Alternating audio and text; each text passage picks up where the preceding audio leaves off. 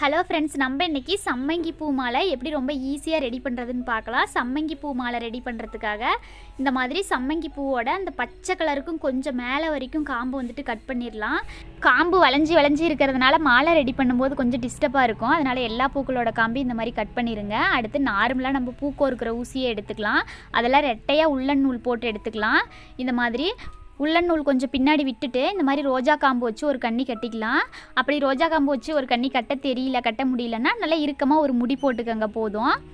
அடுத்து நம்ம பூ கோர்க்க ஆரம்பிச்சிடலாம். நம்ம வந்துட்டு இன்றைக்கி சம்மங்கி பூ மாலை ரெடி பண்ணுறோம். அதுக்காக இடையில கொஞ்சம் ரோஜா வைக்க போகிறோம். அதனால் இந்த குட்டி ரோஸ் வந்துட்டு தனியாக கொஞ்சம் ஒரு 100 கிராம் இருந்தால் போதும் எடுத்துக்கங்க. ரோஜாவோட காம்பு எல்லாத்தையும் கட் பண்ண வேண்டாம். இந்த மாதிரி நான் காமிக்கிறேன் பாருங்கள். இந்த மாதிரி ஒரு ரோஸோட காம்பை மட்டும் கட் பண்ணிவிட்டு இந்த மாதிரி கமுத்தி கோர்த்துக்கலாம். கீழே பார்த்த மாதிரி இந்த மாதிரி கோர்த்துட்டு அடுத்து நம்ம காம்போடு இருக்கிற ரோஸை சுற்றியும் ஒரு ரவுண்டுக்கு 5 ரோஸ் வச்சுக்கலாம். ஒரு ரவுண்டுக்கு 5 ரோஸ் வச்சோமா கரெக்டாக இருக்கும். ஏன்னா சம்மங்கி பூ வந்துட்டு கொஞ்சம் நல்லா நீளமாக இருக்கிறதுனால ரோஸும் கொஞ்சம் நல்லா பெரிய ரவுண்டாக இருக்கும்போது தான் பார்க்குறதுக்கு நல்லா கரெக்டாக இருக்கும். இந்த மாதிரி 5 ரோஸ் வச்சுட்டு இன்னொரு ரோஸோட காம்பு எடுத்து இந்த மாதிரி கட் பண்ணிக்கோங்க. கட் பண்ணிவிட்டு பாருங்கள், இந்த மாதிரி நல்லா ஒட்டவே கட் பண்ணிக்கோங்க. கட் பண்ணிவிட்டு இந்த மாதிரி நம்ம மேலே பார்த்த மாதிரி கோர்த்துக்கலாம். நம்ம ஃபஸ்ட்டு கீழே பார்த்த மாதிரி கோர்த்தோம் இல்லைங்களா, இப்போ வந்துட்டு நம்ம மேலே பார்த்த மாதிரி கோர்த்துக்கலாம். இந்த மாதிரி கோர்த்துட்டு நூலில் தள்ளிக்கலாம். அடுத்து நம்ம சம்மங்கி பூ கோர்க்க ஆரம்பிச்சிடலாம். சம்மங்கி பூ கோர்க்கும்போது பாருங்கள், இந்த மாதிரி கொஞ்சம் பின்னாடி கொஞ்சம் மட்டும் காம்பு விட்டு கோர்த்துக்கோங்க. முன்னாடி நல்லா பூ நீளமாக இருக்கணும். இந்த மாதிரி ஒன்றும் பின்னாடி ஒன்று வர மாதிரி லைனாக கோர்த்துக்கோங்க. சம்மங்கி பூவோட காம்பு பகுதி நல்லா மொடப்பாக இருக்கிறதுனால அது அமுங்கி கொடுக்காது, கேப்பு விழுகும்.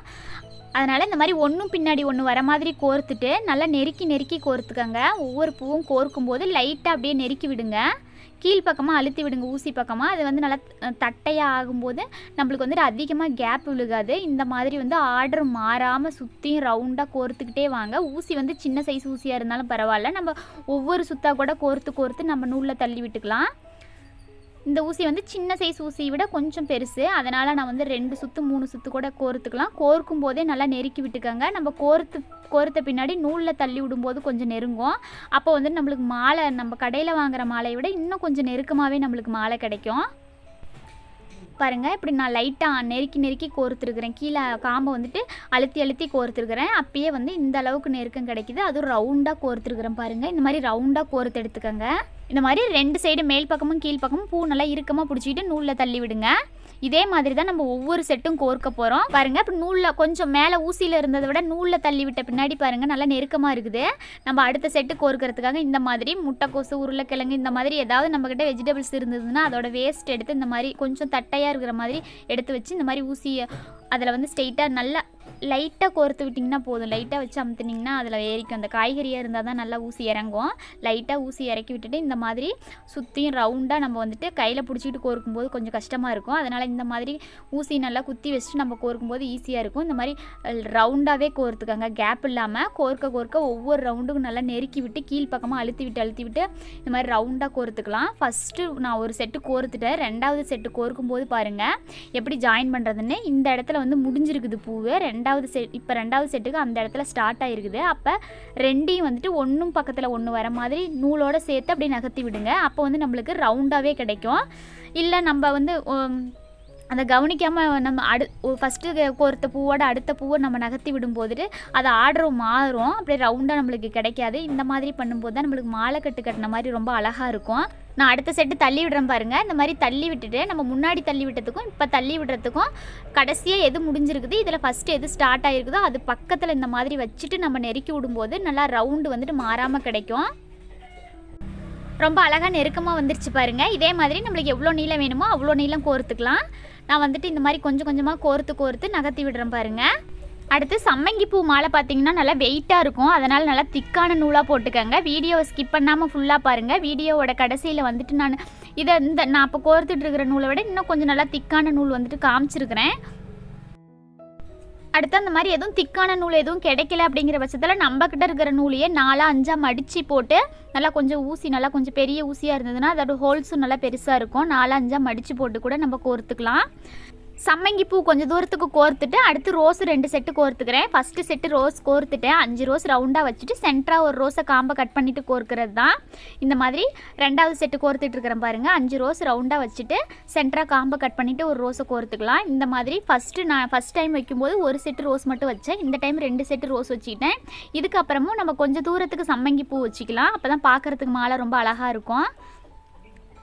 அதே மாதிரி நான் முன்ன எப்படி கோர்த்தனோ அதே மாதிரி ரவுண்டாக சம்மங்கி பூ கோர்த்துக்கலாம். கோர்க்கும் போதே ஊசியில் நல்லா அமுக்கி கோர்த்துக்கலாம். அப்போ தான் வந்துட்டு நல்லா தட்டையாக இருக்கும் சம்மங்கி பூ. பார்த்திங்கன்னா ஒன்றும் பின்னாடி ஒன்று கோர்க்கும்போது பாருங்கள் எவ்வளோ நெருக்கமாக இருக்குது. இந்த மாதிரி நல்லா நெருக்கமாக கோர்த்துக்கங்க. அப்போ தான் நல்லா சம்மங்கி பூ மாலை வந்துட்டு கடையிலலாம் கிடைக்குது இல்லைங்களா, மாலை கட்டும்போது அந்த மாதிரி நம்மளுக்கு கிடைக்கும். மாலை கட்டுறதே பார்த்திங்கன்னா ஒரு 2-3 டைம் பழகும்போது தான் வரும். ஆனால் இந்த மாதிரி நம்ம கோர்த்து எடுக்கிறது பார்த்திங்கன்னா நம்ம எப்போ வேணாலும் ஈஸியாக பூ கட்ட தெரியாதவங்க கூட ரெடி பண்ணிக்கலாம்.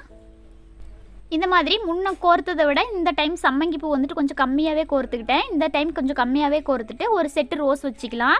ரோஸ் ரவுண்டாக 5 ரோஸ் வச்சுட்டு சென்டராக ஒரு ரோஸை வந்துட்டு காம்பை கட் பண்ணிவிட்டு கோர்த்துக்கலாம்.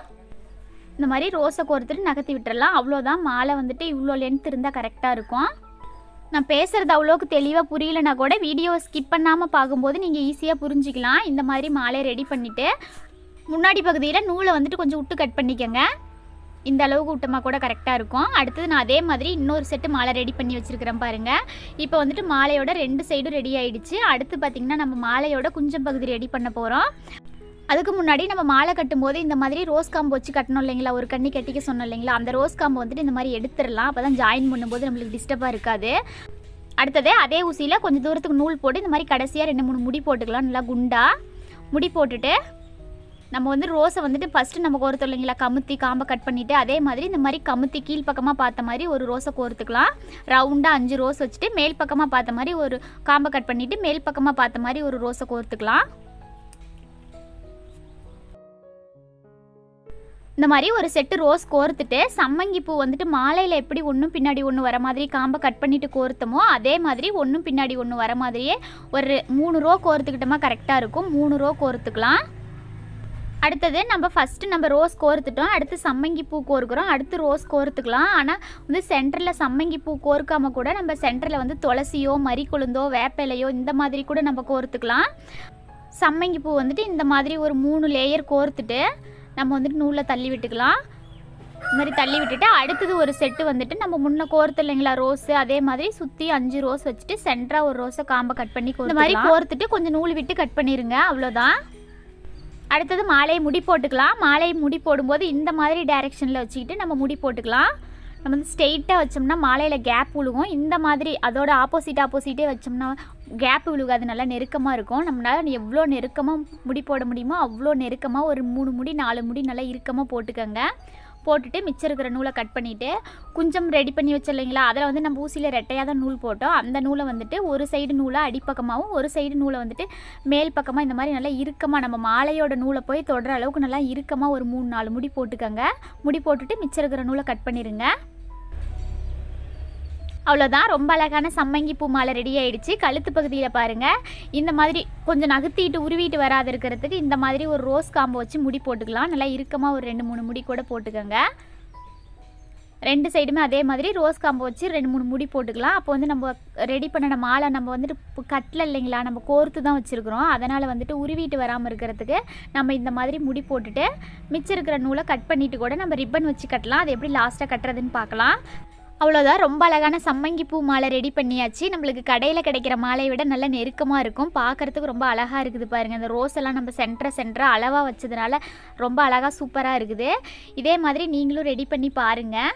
அடுத்தது பாருங்கள் கழுத்து பகுதியில் வந்துட்டு சம்மங்கி பூ மாலை நான் ஏற்கனவே சொல்லியிருந்தேன் வெயிட்டாக இருக்குன்னுட்டு. அதனால் மாலையோட கழுத்து பகுதியில் இருக்கிற நூலை கட் பண்ணிவிட்டு இந்த மாதிரி ரிப்பனை ஜாயின் பண்ணிக்கலாம். நூலை கட் பண்ணிவிட்டு இங்கே பாருங்கள் ரிப்பன் வந்துட்டு நான் எப்படி 2 பக்கமும் போட்டுட்டு நல்லா சுற்றி முடி போட்டுக்கிறேன். அப்போ வந்து ரிப்பன் வந்து கலண்டு வராது. நம்ம மாலை கோர்க்கும்போது ஃபஸ்ட்லேருந்தே ரிப்பனில் கூட கோர்த்துருக்கலாம்.